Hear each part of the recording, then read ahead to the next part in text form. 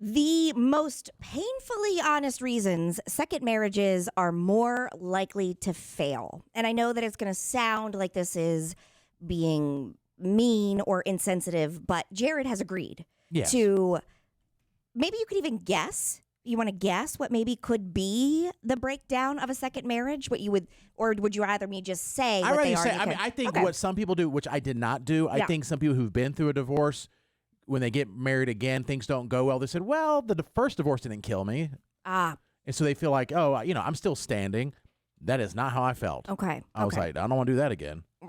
Right. Yeah. Okay. So then I'll just say what the top, and these are overly honest, but what the top reasons like why your second marriage is more likely to fail. You said there was 2 painfully ones. Is there 2 particular? Well, it does say 10 painfully, but we'll try to keep the pain to a minimum. You know what I mean? Ask, and I'll tell you if that applied to me, and if it did, I'll say what happened, and if it didn't, I'll say it didn't apply to me, but I can maybe see why. Okay. Well, the very first painfully honest reason second marriages are more likely to fail: co-parenting in step families is difficult. Yeah, that definitely played probably a bigger role than I thought it should have. Kelly did not have kids and had not been married, and I did try to think from her perspective what that would be like if I had to deal with an ex-husband and then kids that weren't biologically mine. And I would say at first it didn't seem like it was a big deal, but as time went on, it seemed that she definitely, in my opinion, pulled away from the kids, which to me is.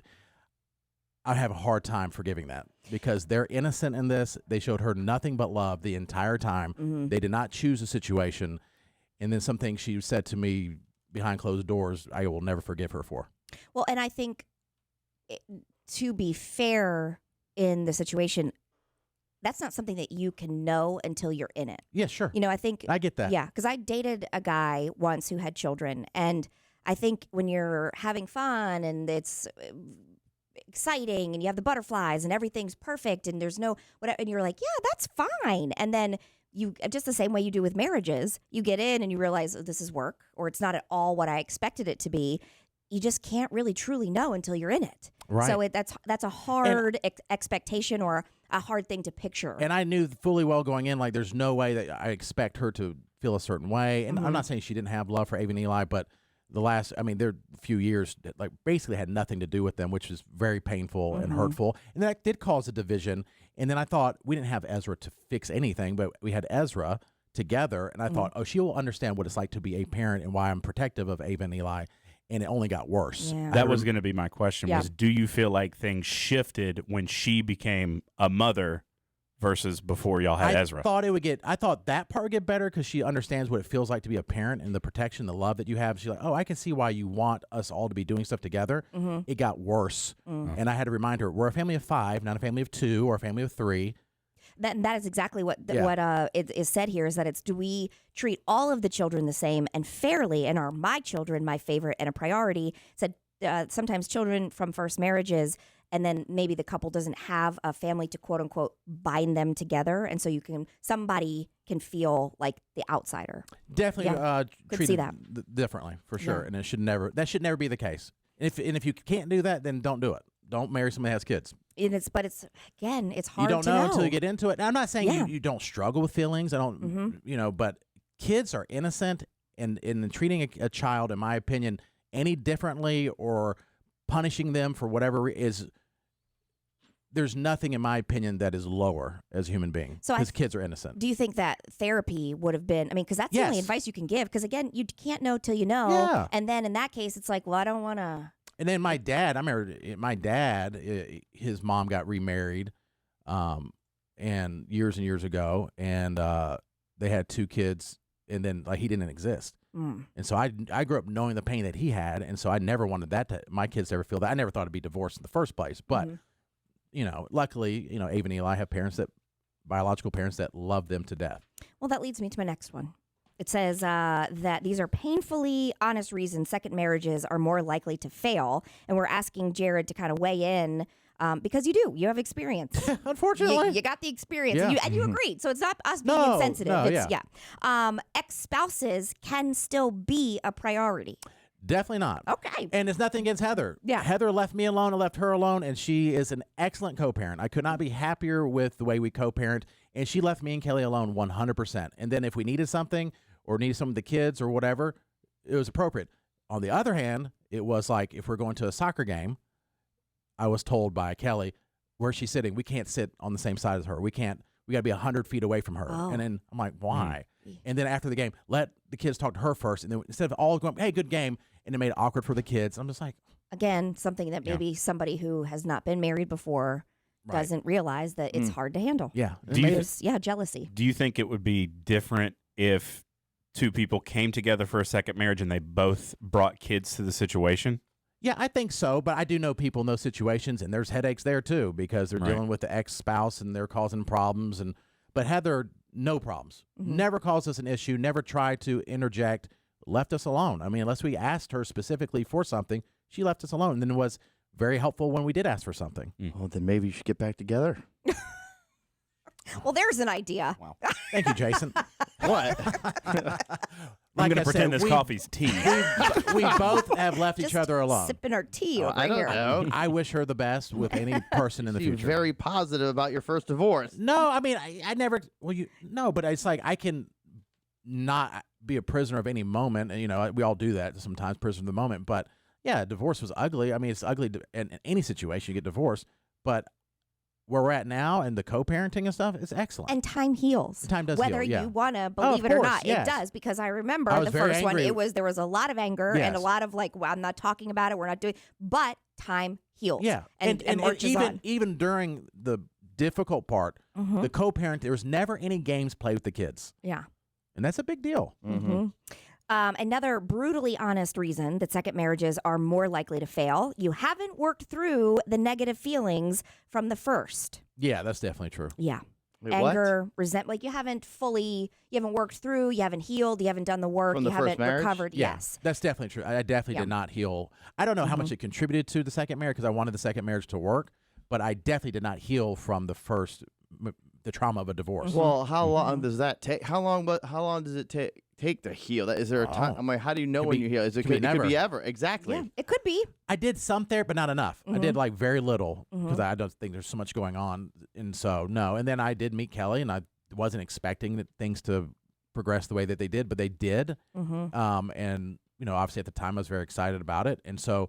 But looking back, yeah, I probably should have waited a year or two before getting to a serious relationship. Yeah, it says that feelings of But also go to therapy like consistently. yes. Well, that's a big thing. I mean, and that is doing the work is that's the term that you hear. It's doing the work, and it is showing up, and it's going to those things because that matters. The consistency matters. They say that anger, resentment, hate, self-righteousness, work through all of those feelings to keep them out of a second relationship because that's not fair for the new person coming in. Yeah, and I will say It's not this fair. in the second marriage, like I probably went the other way, like to try to do nothing to upset. While I was at least trying. Like I was like, well, I learned this didn't work, this didn't work, this didn't work, and probably went too far. Like you didn't want to rock the boat. Didn't want to rock the boat, and then maybe set an expectation of this is the way it should be when really I wasn't being my own person. That's my fault. And that can get really old really quick, being the quote unquote doormat, because you don't want to ruffle any feathers, but it's also like, I'm the other person in the relationship here. But I did that. Yeah. I mean, I you choose your battles or whatever, and like I was just choosing no battles. Yeah. Just like, no, it's fine. And then when I did stand up for myself, it didn't go well anyway, so I was like, it's fine. I got, divorce was threatened all the time, so it's like, that's not good. yeah, so I would constantly not want to say anything because if there's a daddy-daughter dance, I'm just being honest, this is what happened. Yeah. And she wanted me to take it out of my lunch fund, and I said, well, I think most women would be happy I'm taking my daughter to a daddy-daughter dance, so we think that's a good thing. Out of your lunch fund. Remember we had that Where it's lunch like fund budget? Well, yes, yes, I Oh, do. yeah. And so the $20 for it said it has to come out of that. And I said, well, no, it's first of all, I work too. Yeah. Second of all, it's for my daddy-daughter dance. It's not lunch. And when I said no, she threatened divorce. Said, if you don't do that, I will leave you.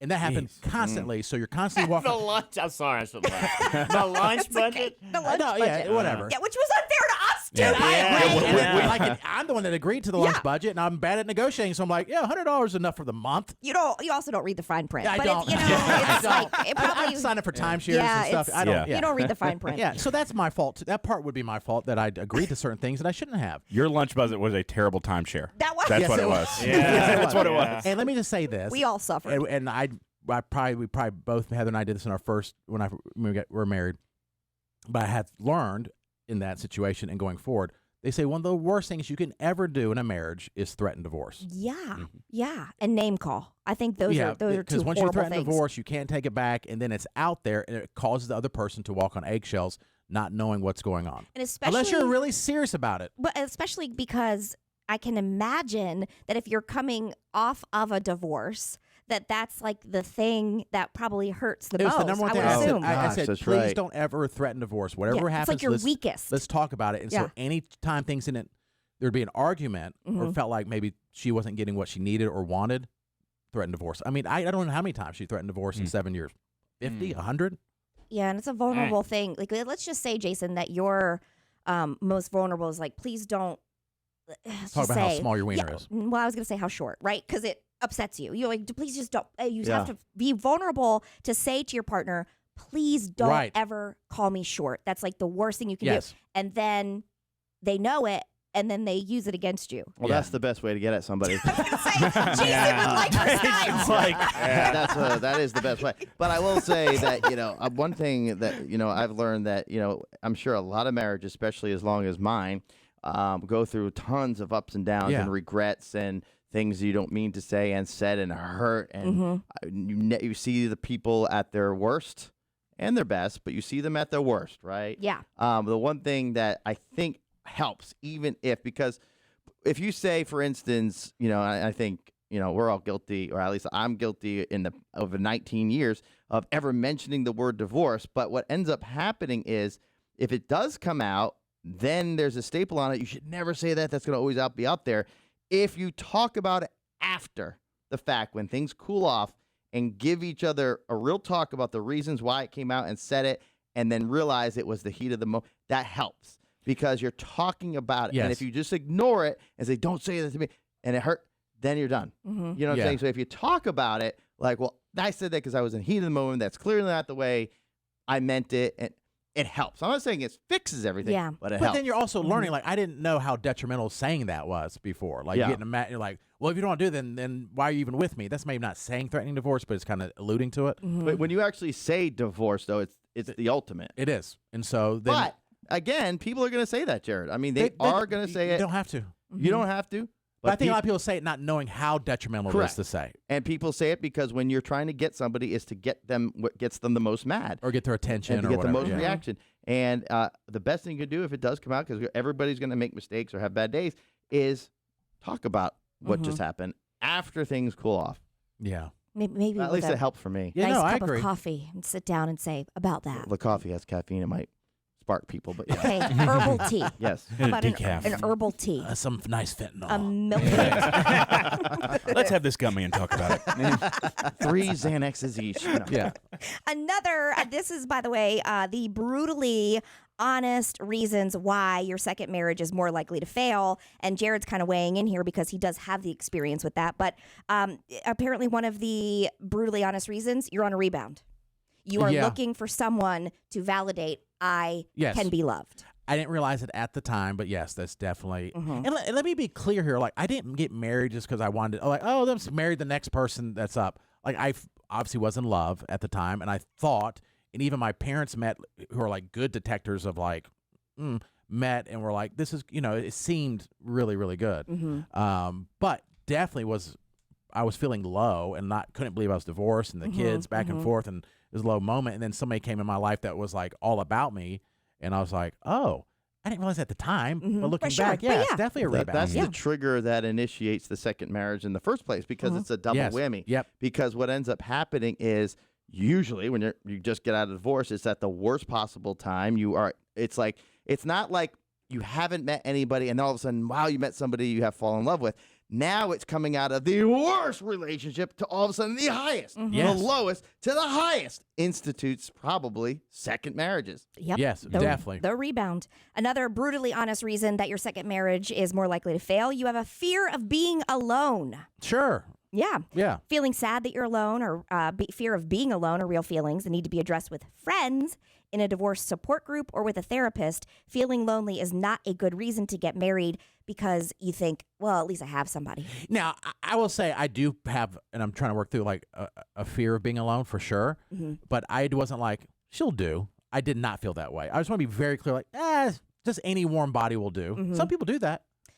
The first person shows attention to them, but Yes. But there's also like I didn't do the work as far as therapy. I didn't do take time to heal. All that stuff definitely played a part in it. I don't think that there really are too many human beings who would say, she'll do. Or I think people settle. we have had people Yes. that have told us like, well, have said talked major trash Yes. about somebody they're dating, and then it was like, but you know, she's a good girl, so I guess so. And Yeah. you're like, whoa, that doesn't sound like somebody you're in love with. But I think it's like the inner dialogue, you know, that you don't share, because these are the brutally honest Yeah. reasons. These are not things that you're going to share with everybody. It's like, well, I'm settling but the real reason is they'll do. I don't want to be alone. Right. I need to have somebody. And I did, just so people may not know, I probably went out with like 15 different people before I met Kelly. So it wasn't just the first person I met. All right. Yeah. like one date or two dates. But TK. they like didn't even hold hands. I can't say yeah, that. and it was like, oh no. So that I think that's also played into it. Like I wasn't just like it was the first person. Like, what am I doing? But I was like, no. And I'm thinking. Then I started swearing off love. I'm like, I don't even want to do. And then it changed. He was telling. Well, we didn't know you then, Squid, but he was tell anybody. Nah, we don't like love. We don't like. And we're like, no, we do like love. We love love. And then finally, another brutally honest reason why your second marriage is more likely to fail. You tend to blame. You blame others for all of the problems, especially in your marriage, and take no responsibility. You will probably wind up blaming the new spouse for the same issues that went on in your first marriage. Yeah, both marriages were totally different, and then I really tried as an imperfect person to can we do to make this work. Now, after the fact, blame after the fact. Jared was like, "This is not my fault." After you get divorced, then you blame. But like in the actual marriage, like I was like, what can we do to make this work? Let's make this work, not just to make it work, but I think sometimes we have this like binary thought options, like it has to be either perfect or just not at all. It's like, no, we can be happy and then sad and upset and all that. That's part of life. We don't have to choose like be together or not be together. And Kelly did tell me before the divorce, she said, and she apologized. She said, I went into this thinking it was it could be just temporary, the marriage. And I thought that'd been nice to know, but I don't go into marriage thinking, well, if it doesn't work, I'll just get out.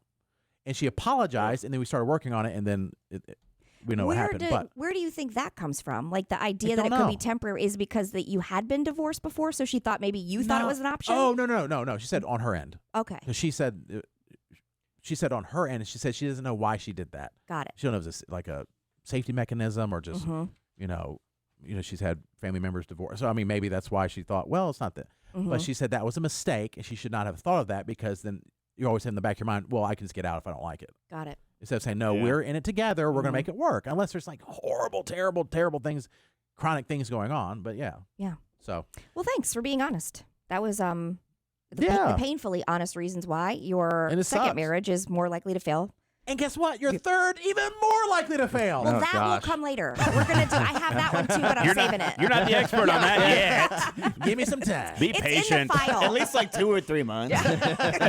Give me time, guys. I'm only one man. We've got that date in the calendar.